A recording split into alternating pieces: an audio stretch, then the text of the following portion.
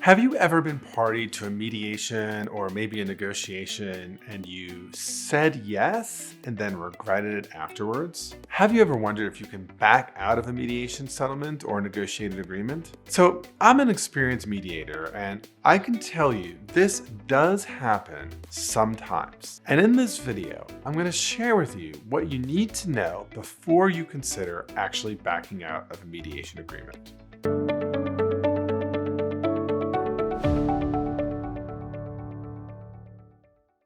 So let me start by saying that mediations are typically enforceable. So as much as possible, you need to try to avoid agreeing if you are not happy, especially if the mediation is written and is in a court-connected environment. If you back out, the other side may try to have your agreement enforced in court. And so for this reason, you should really make sure that your interests are well met before you say yes. Now, of course, this video is not one to make you feel badly.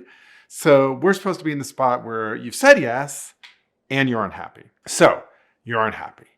Here's some questions to ask. First, are there some changed circumstances that would make reopening this mediation or negotiation seem fair or reasonable? So what might be some kinds of changed circumstances? Well, maybe you learned something, let's say, about the factual background that makes you think that what you agreed to isn't fair. In mediation negotiation, we sometimes talk about a concept called a material fact. So a material fact is a fact on which one might reasonably rely in making their decision. So let's use an example.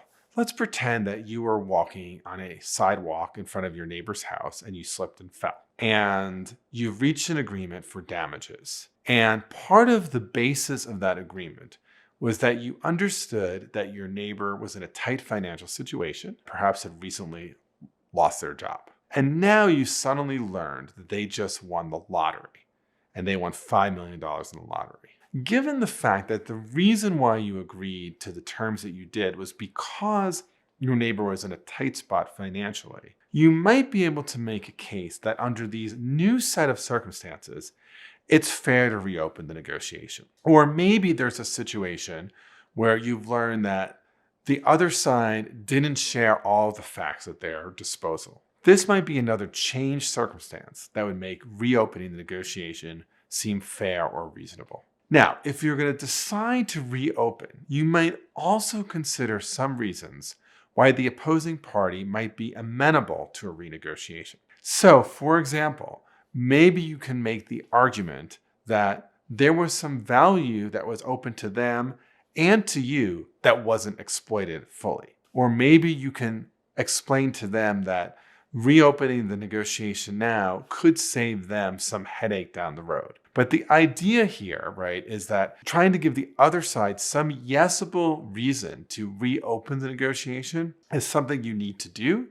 because chances are, if they've said yes, they moved on and they're not going to be interested in reopening. Third, you might ask yourself whether there had been pressure or coercion to extract the agreement. So what might that look like? Well, if you were threatened in some way, if, for example, your lawyer said to you, if you don't reach an agreement now, I'm abandoning you. Another example of pressure or coercion is if you agreed because the offer was exploding in some way, or you were only given to 9 a.m. the next morning. These may be reasons your assent was not full and complete, because somehow leverage was used against you that was inappropriate. Let me share with you one context in which usually a mediation agreement is not enforceable. If a mediation is agreement under threat of physical violence or some kind of retribution, usually that is not enforceable. So let's imagine that none of these questions of coercion exist. In this case, I would simply say you have to consider the risks of reopening the mediation.